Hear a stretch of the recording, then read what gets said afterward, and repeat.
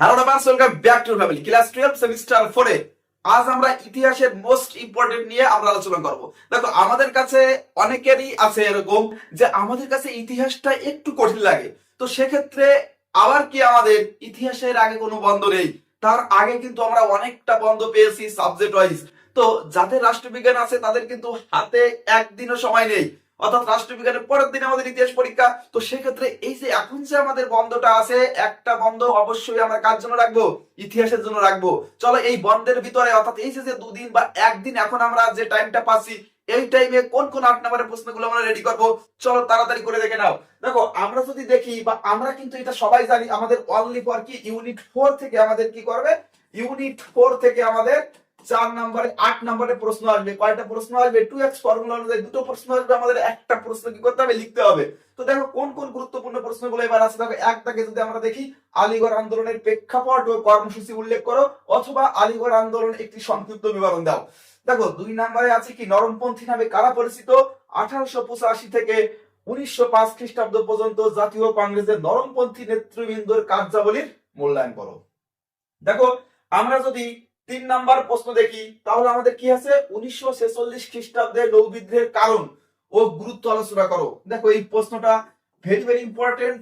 তোমাদের যে test paper ছিল, টেস্ট পেপারে কিন্তু এই যে পরপর যে দুটো প্রশ্ন আছে, এই প্রশ্ন দুটো কিন্তু অনেকবারই অনেক স্কুলে কিন্তু টেস্ট আকারে বা এই প্রশ্নটাকে দেখানো আছে। সেক্ষেত্রে আমরা এই 2, 3 আর 4, অর্থাৎ ভারতবর্ষের স্বাধীনতা সংগ্রামে সুভাষচন্দ্র বসুর অবদান আলোচনা করো। অবশ্যই ভালো করে দেখে যাবো। দেখো, এবং আমরা যদি দেখি আরেকটা প্রশ্ন, অর্থাৎ ভারতের রাজনীতি ও অর্থনীতির উপরে প্রথম বিশ্বযুদ্ধের প্রভাব। দেখো, এখানে 5 আর 6 একই প্রশ্ন আছে। চলো 6 নম্বরে আমরা যে প্রশ্নটা তোমাদের জন্য রাখবো, চলো তোমরা ভারত ছাড়ো এর প্রেক্ষাপটটা একটু পড়ে দেবো। ভারত ছাড়ো আন্দোলনের প্রেক্ষাপট একটু দেখে দেবো। এবং আরেকটা প্রশ্ন এখান থেকে দেখে দেও, জালিয়ানওয়ালাবাগের হত্যাকাণ্ড। জালিয়ানওয়ালাবাগের হত্যাকাণ্ডের প্রেক্ষাপট ও গুরুত্বটা দেখে যাবে। ঠিক আছে, জালিয়ানওয়ালাবাগের।